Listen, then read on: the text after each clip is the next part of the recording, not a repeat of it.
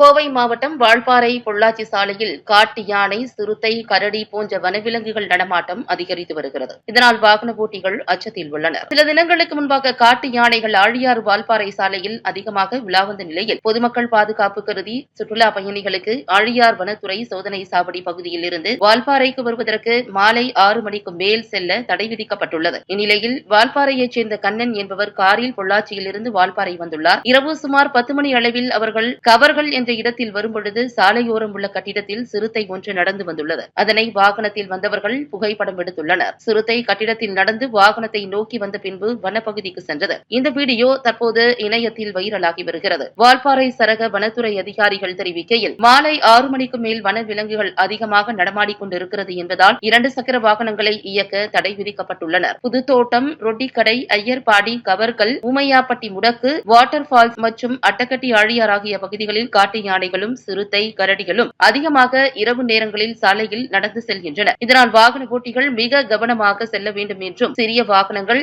கனரக வாகனங்களுக்கு பின்பு செல்ல வேண்டும் என்றும் வனத்துறையினர் தெரிவித்துள்ளனர்.